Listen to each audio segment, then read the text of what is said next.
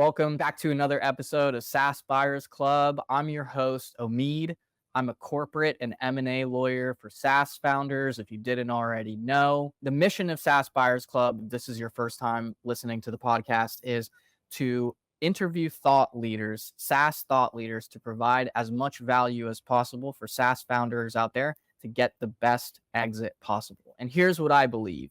What I believe is that anyone who has value to offer to SaaS founders helps them get a better exit, whether that's mindset, marketing, sales, whatever it is, operations. All of those things in the long run help SaaS founders get better exits. And with that being said, I'm really excited to welcome Ryan to the show. Thanks for joining, Ryan.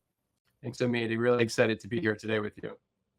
And Ryan is the founder of SaaSRise, which is a prominent SaaS community for SaaS founders that help them be successful in their journey with their SaaS companies. I'm sure Ryan can explain it much better than I can, but Ryan is an experienced SaaS operator as well. He's had an exit, and so I'm really excited to dive into the conversation today. Thanks, Omeed. Excited to be here and excited to share everything I've learned building both iContact and SaaSRise. Yeah, so tell me a little bit of, how would you describe what SaaSRise is?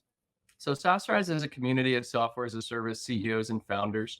The minimum requirement to join is at least 1 million in ARR. So our average member has about 7 to 10 million in ARR, anywhere from 1 to 100 million. Private SaaS companies that are focused on scaling, focused on growth, focused on revenue acceleration, and focused on having successful 9-figure exits. When I was 27, I sold my software company, iContact, for $169 million after 10 years of work. And I learned a lot in that process, but it was also lonely. It's lonely at the top. And so I wanted to build a community of CEOs and founders in the SaaS space that would support each other in having successful exits. Awesome. And your SaaS company was called iContact. That's right. Yeah, iContact is an email marketing software provider. Got it. Was it like MailChimp email service provider, or what Exactly. was? Yeah, Okay, so we cool. were the second largest in the space after Constant Contact. It was Constant Contact, iContact, and then MailChimp back in those days in terms of size. We grew to 70,000 paying customers, over 1 million users, about 250 employees, and 50 million a year in ARR. I started that as a freshman in college, UNC Chapel Hill, when I was 18 back in 2002. And we sold that 10 years later for $169 million to a public company. Yeah, folks, if you're not hearing this, $169 million is what he sold his business for. So, how often do you hear entrepreneurs like SaaS founders and so on and so forth say, oh, I'm starting the SaaS business and in 5 years, I want to sell for $100 million? Is that something that you hear relatively often, Ryan? Yeah, I mean, I think that's a common dream, a common goal. It does happen. It's hard, but it is common that is the dream of 5 to 10 years of hard work and then a 9-figure exit. Yeah, it's a common dream, but I think an uncommon outcome. That's true. That is very true. So what is the key, man? How did you do it? I think the first thing is build a great product that's easy to use. And then number 2 is market the heck out of it. And we figured out early on the secret of unit economics. We figured out in 2005 that we could use Google Ads to acquire customers for $400 or $500 per customer. Those customers would pay us about $2,000 in lifetime revenue. And so we were basically just printing money. We were exchanging $500 bills for $2,000 bills all day long. And, with the margins of software, gross margin was 82%, that was a profitable endeavor for us to do. We would break even after about 10 months of revenue. So we would make our money back on that $400 to $500 customer acquisition cost within 10 months. The average customer would stay 3 years though. So everything in year 2 and year 3 was gravy, went almost straight to the bottom line, what allowed us to acquire more and more customers. Bootstrap for the first 3 years got to $1 million in ARR, which I think is important. I recommend bootstrapping to $1 million in ARR. Once you have the product market fit established, then go raise capital, raise growth capital, not R&D capital. Bootstrap your R&D, bootstrap your first $1 million in sales through founder-led sales, and then go raise capital. We raised $1 million, we raised $500,000 in '05, used that to scale up customer acquisition through paid ads. And that worked very, very well. And then in 2007, we raised another 7 million firm called Updata Partners in DC, a Series A at a $27 million valuation.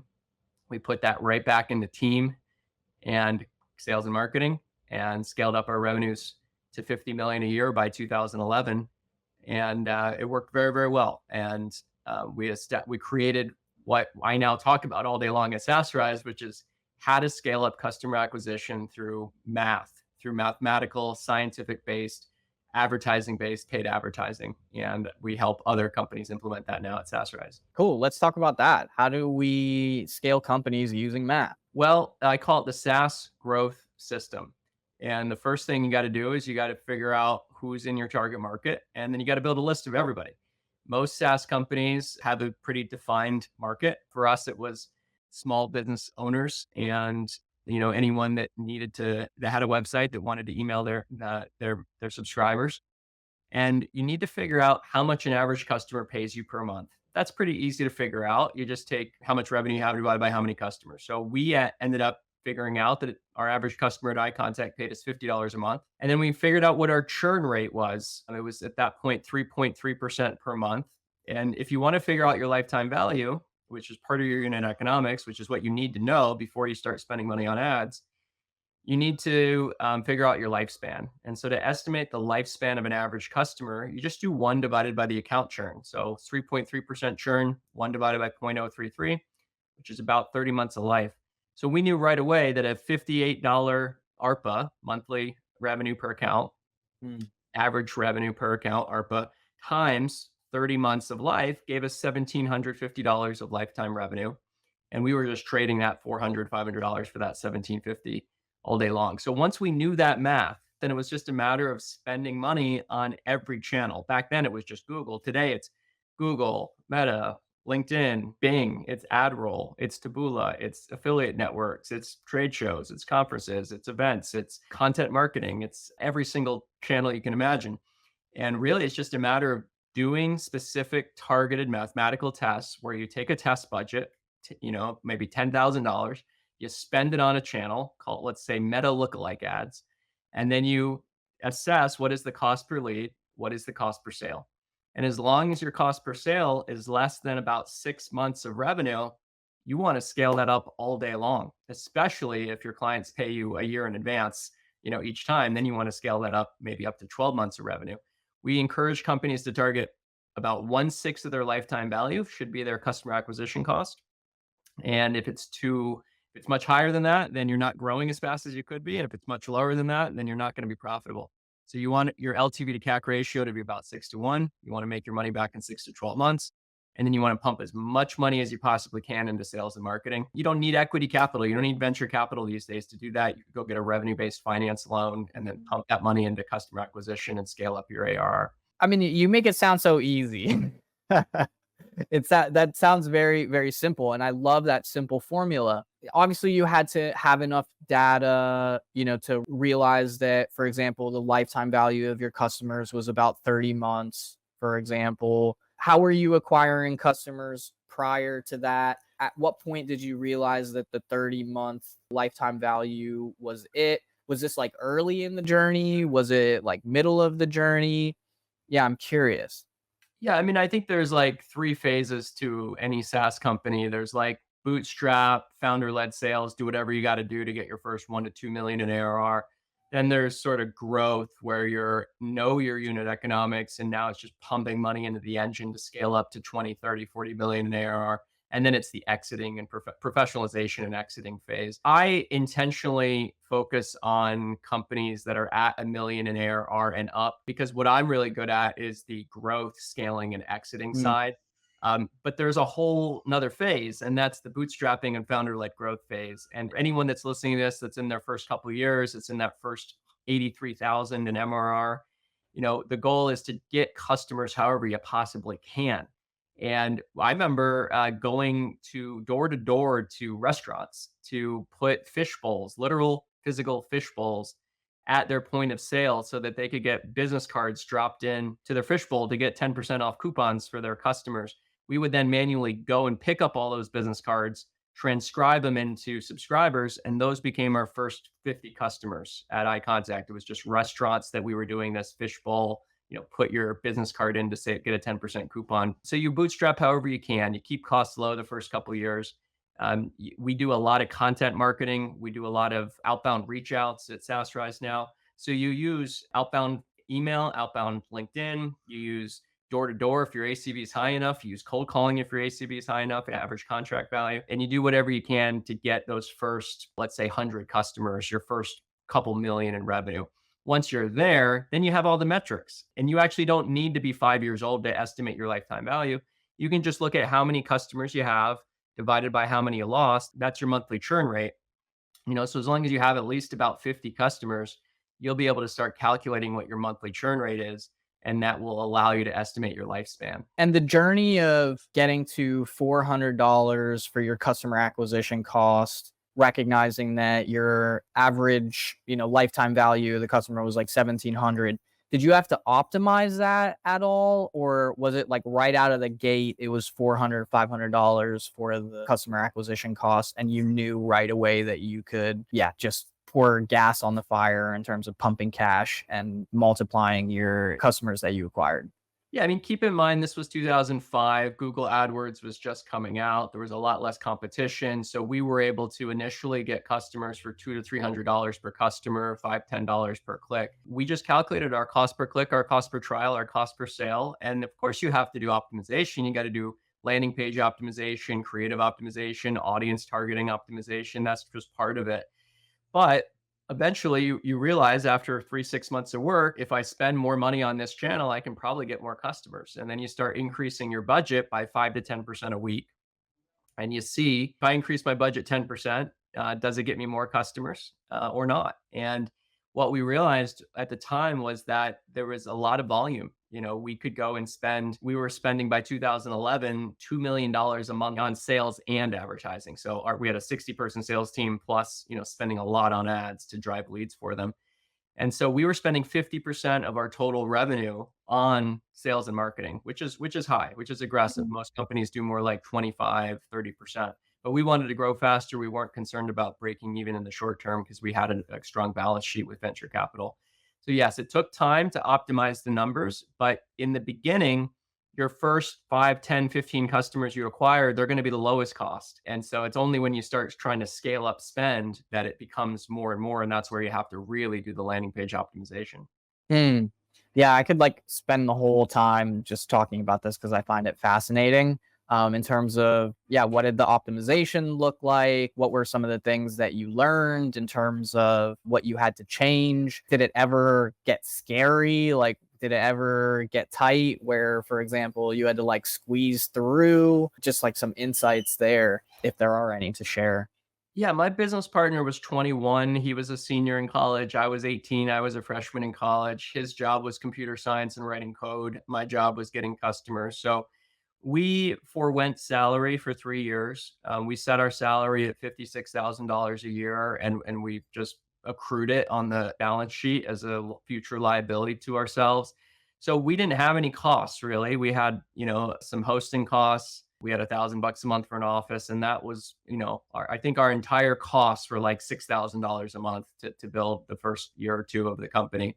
So we didn't need any outside capital. I lived in the office the summer after my freshman year, and we just did whatever it took to do growth hacking to acquire enough customers to get our metrics figured out and then to start figuring out our ad spend. We never got to a point where we spent more than we had because we couldn't. Because if we did, we'd go out of business. And so, Right. it doesn't really get scary, if you're just managing each month's expenses to make sure that you make more than you spend.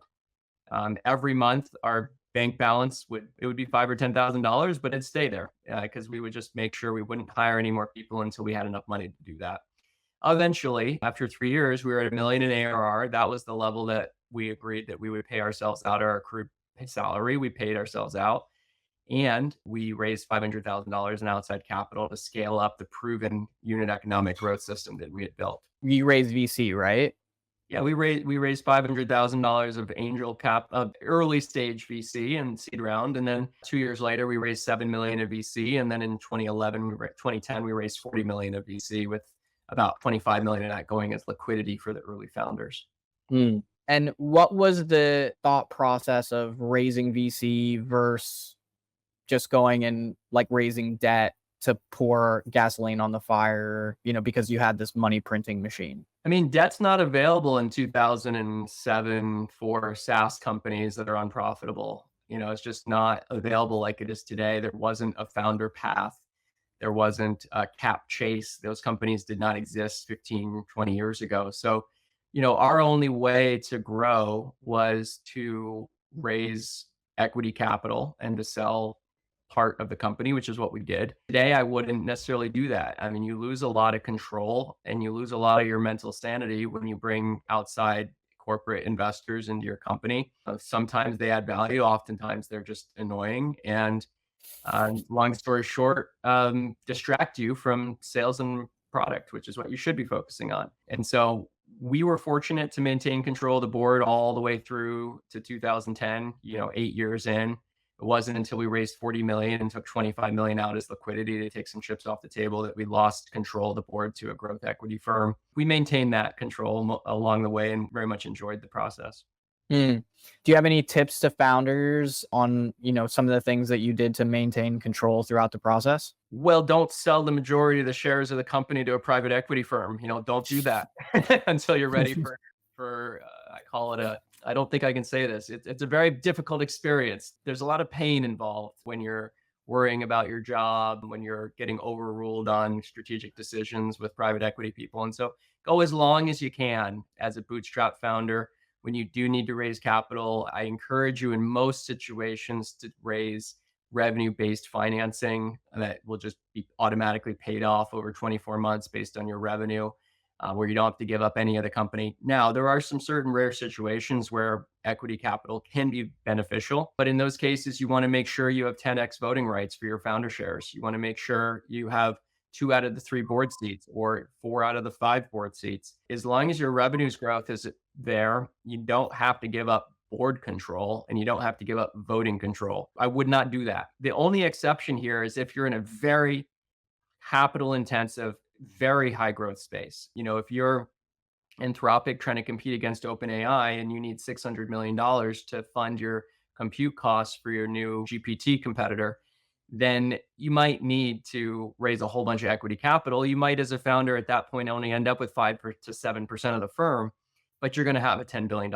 exit if you succeed. And so, but most 99.9% of SaaS founders, you're better off shooting for a $75 million exit where you own 50 to 60% of it than shooting for a $1 billion exit where you own 7% of it. Yes. Great points. So let's talk about your exit. So you sold for $169 million 10 years after you built this business. What made you sell at that point? What did that process look like? After 10 years, like what made you actually sell? A couple of things. One is that I ended up with about 15% of the shares of the company at the time of sale. So after taxes, I ended up with about 15 million time of sale, maybe another 3 or 4 if you include the earlier liquidity that we had gotten. And long story short, that was nice. We ended up with 18, 19, 20 million in total from that, which was fantastic. I'm on a podcast, so I need that door closed. I have a little 2-year-old baby boy named Apollo, who is the cutest little boy. I love that name. And I've Right. seen him on your Instagram stories. Yeah, he's the coolest. Follow at Ryan Allis on Instagram. We had almost sold the company for $100 million to Salesforce.com in 2010. At the last moment, Mark Benioff, the CEO and founder there, walked away and decided to buy one of our competitors. He ended up buying ExactTarget. And we at that point said, okay, well, if we're not going to sell the company like we thought we were this week, we need to go hire an investment banker and we need to go raise a real round of capital. And we need to keep going at this for a couple more years, but we want to take some chips off the table. So we went and hired Allen and Company, a well-known internet software investment bank out of New York. and they ran a process for us. We found a private equity firm, growth equity firm called JMI Equity out of Baltimore, and they decided that they were going to invest 40 million in us, with 25 going as liquidity to early founders like myself and 4 or 5 other folks. And that changed everything in the company. We had liquidity. We suddenly had a few $1 million each in our bank accounts, which was great. But we also had a boss, and we also had people that were telling us what to do and not always understanding email marketing industry as well as we understood the email marketing industry, and second guessing our decisions based on short-term goals rather than midterm goals. Mm. And so long story short, we were trying to compete against MailChimp. We were bigger than MailChimp. Now it's 2024 and you've heard of MailChimp, but you haven't heard of iContact. Well, that I know exactly why. It's because I was in a board meeting in March 2011, and our board, filled up with private equity folks, good people, just didn't understand the nuances of our space as well as we did, overruled a decision we had made to actually make our product have a freemium offering. And in the short term, when you go freemium, you lose a little bit of revenue first 1 or 2 quarters, but you then pick it up in terms of free marketing, free exposure, free lead flow, and revenue growth in quarters 3, 4, 5, 6, and beyond. And had we kept with that freemium strategy, we would have ended up, being like MailChimp, and we would have had a multi-billion-dollar exit to someone like an Intuit like they did. But we ended up saying, all right, let's stick with our not freemium plan, free trial, and, actually sell. So it was coming down to a point where we were sort of annoyed at the private equity folks. I can say that now because it's 12 years later. Again, good people, but different strategic goals than us. And then my mom at that point got cancer. She got brain cancer. I was 27. She was dying. She had 6 months to live. And I had just spent the last 10 years of my life, age 18 to 27, doing nothing but working. And I had gained 75 pounds. I was 210 pounds as a 5'9" guy. I was eating crappy food, pizza, Hot Pockets, chips, Startup food. Yeah, startup food. But, I never learned to eat properly in my 20s. But the board said, all right, Ryan, we got to go hire a more experienced CEO. We control the company now, so we're going to do that even though you disagree with it. And ironically, in the process of recruiting a 45-year-old, 50-year-old experienced CEO to run the company, they ended up finding someone who wanted to buy the company instead. And so at that point, I knew I was on my way out. I would keep my equity. I would probably be some, product innovation, founder role, but they weren't going to let me run the company anymore. That CEO that we tried to recruit to be our CEO was a guy named Rick Rudman from Focus. He was running a public company. He said, no, I don't want to be your CEO, but I want to buy your company, merge it with my company. And they ended up doing that. And so very quickly, over Christmas 2011, they put in an offer for 169 million, which was a lot higher than the $100 million offer we had gotten from Salesforce 2 years earlier. My mom had 3 or 4 months left to live. I was sort of tired and exhausted. I needed to go change my life a little bit. And so we took that offer, and ultimately it was good timing. I'm glad we took it. And I was able to, only have a 3-month transition period after the sale. How long did the sale take? Very quick. We received our letter of intent December 20th, 2011.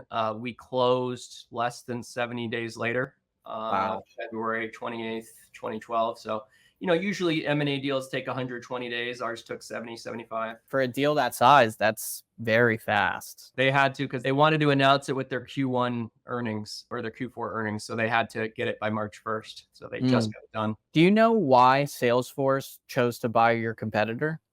Yeah, I think they realized, they spent a whole bunch more money. They bought ExactTarget for over $1 billion. So they spent probably 10x what they would have spent on us.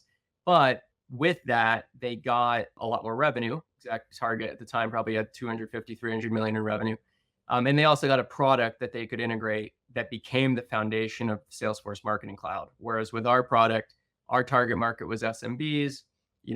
They would not really have been able to integrate our product to become the foundation of a mid-market enterprise CRM marketing cloud tool. So that's why they did it.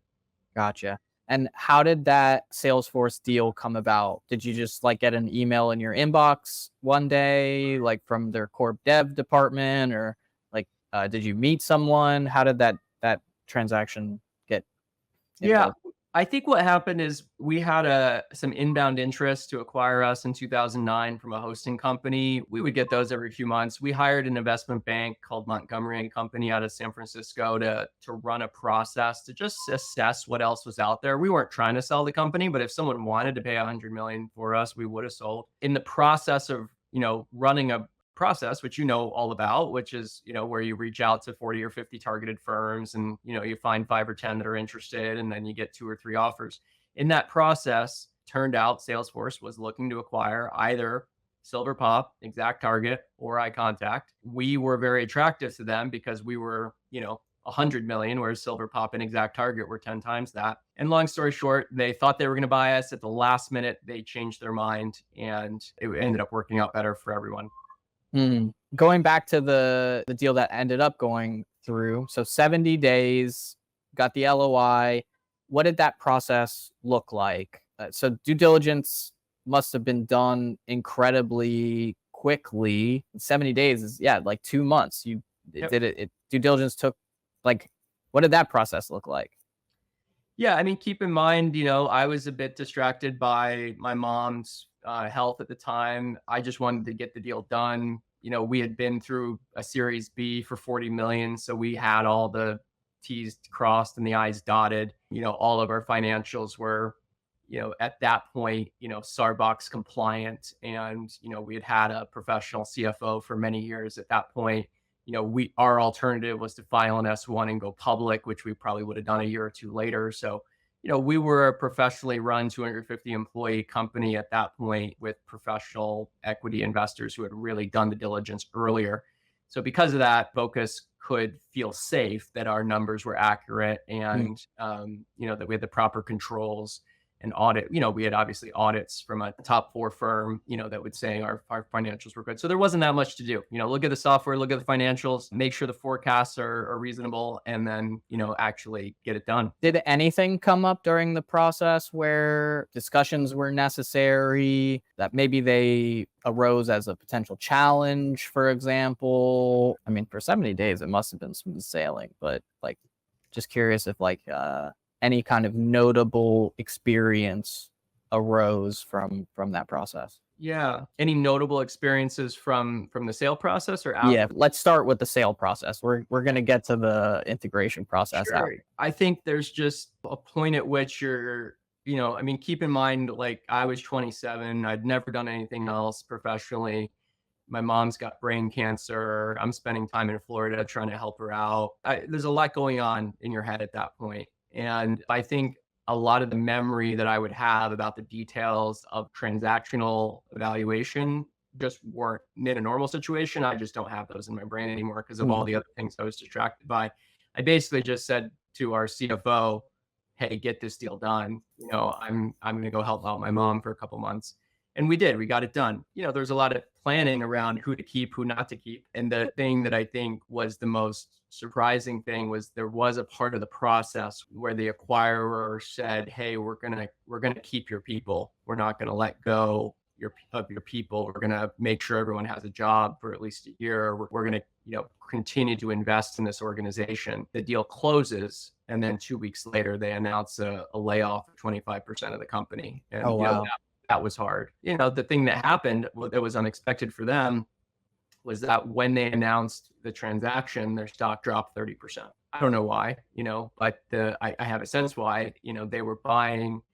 They were using a lot of debt. They took on about $100 million of debt to get the deal done to buy what at the time was a break-even company. We weren't generating any EBITDA, and because their stock dropped so much, they were forced by the market to cut costs a lot more than they expected. But of course, I had gone out to the press at the time of close, and I'd gone out to all our employees at the time of close and said, hey, this is a good company. They care about people. They care about culture. And they're not going to make any cuts here. If you've got a job today, you're going to have a job 6 months from now. At some point, they might make some cuts in a year or two, but your job is safe. And then 2 weeks later, my complete credibility was undercut with all the team when they fired 65 people in a single day. And so that was surprising. And they hired me to be the president of the publicly traded subsidiary. So it was me and the head of HR doing the letting go, which was a bit hard. You stayed on for 3 months. Yeah. And so what was that process after that like? Excited to go. Usually transitions are 1 to 2 years. Usually they keep the founders on longer. We had negotiated as part of our deal. We didn't want to be around for very long because we knew the culture was going to change a lot. And so I think there was certainly some like disassociation, like especially when they fired a lot of people we didn't expect them to fire. You wish you could have stopped that, but then again, they own the company and you can't really stop that anymore. And so I think at that point, you're just biding your time, waiting on the weeks. It's going to be 90 days. And I actually think they, about 4 or 5 weeks, actually 5 weeks after the transaction closed, March 31st, they gave me a call and said, "Hey, Ryan, thank you so much for everything you've done, but you're not needed anymore." And at that point, I very happily, very, very happily got on a plane and moved to San Francisco the next day. Where were you before? I was in Raleigh, North Carolina. Okay, interesting. You don't hear too many tech companies being built out of North Carolina, but that's super cool. Wow, really love the story. It's a really incredible story, and one that I'm quite familiar with as well. What were some learnings from that experience that maybe you can share? I think just know that after you sell the company, don't have any misgivings that you're going to control the company. No matter what is said beforehand, just know that ultimately it's going to come down for most buyers, whether they're private equity buyers or strategic buyers. It's going to come down to the bottom line for the most part afterwards.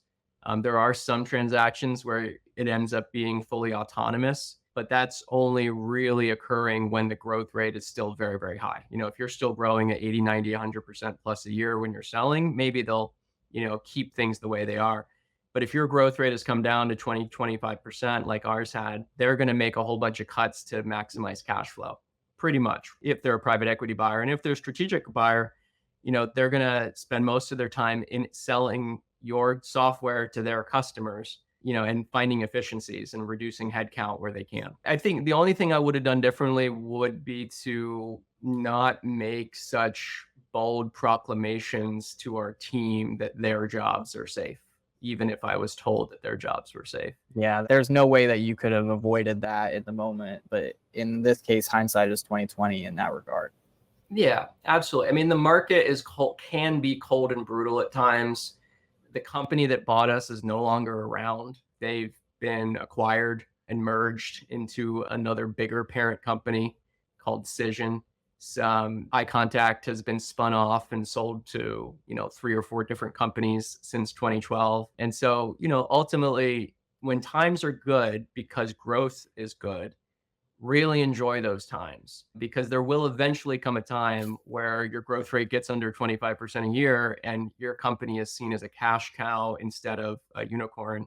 And when that happens, the culture becomes very corporate, very boring, and really feels like, golden handcuffs. So have you heard this statistic about corporate acquisitions, that the majority of them are not profitable, not successful, so on and so forth? Would you say that the acquisition for the acquirer was a successful acquisition ultimately?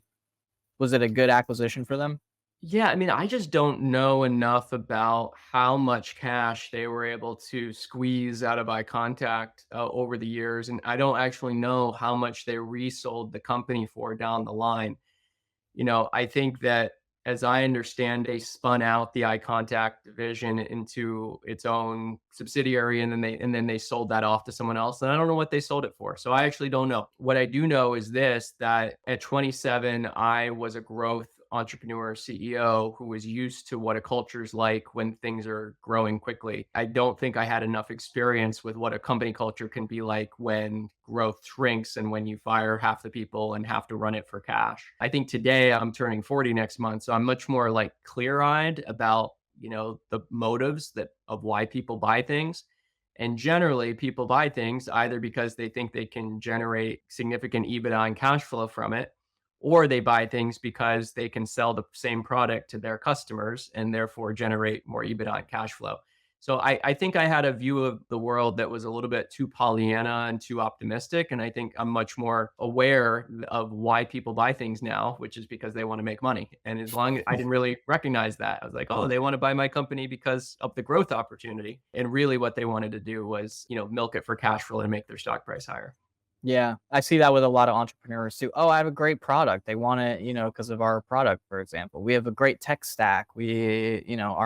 Our code is so solid.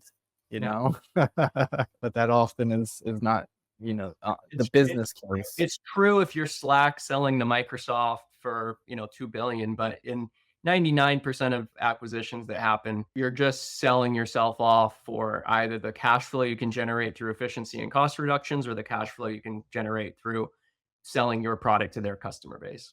Yeah.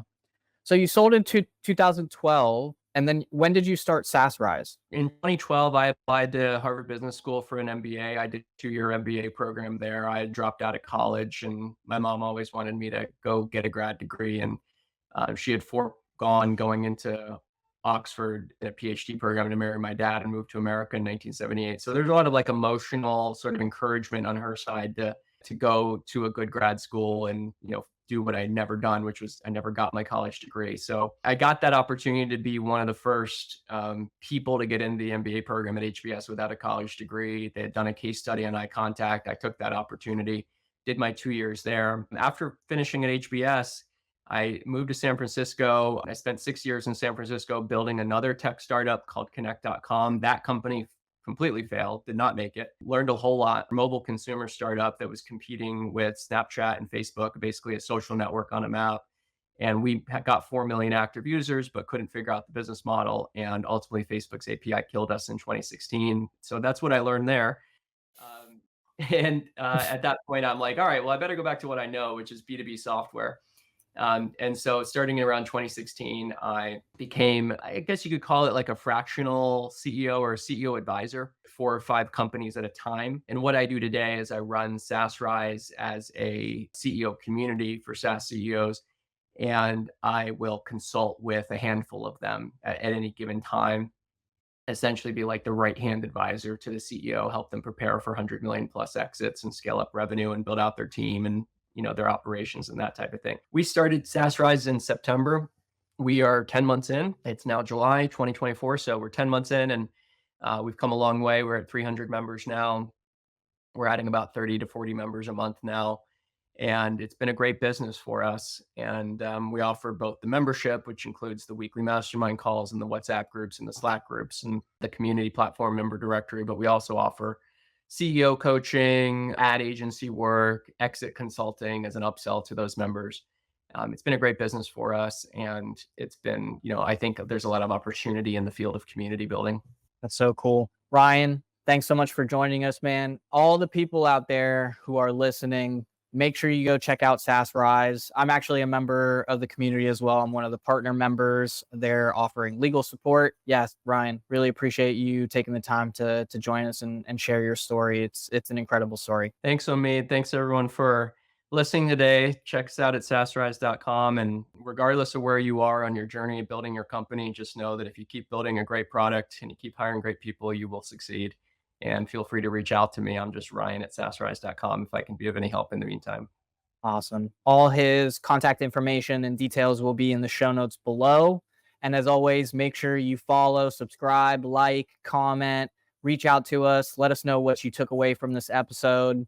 And we'll see you next week. All right. Take care. Bye, everybody.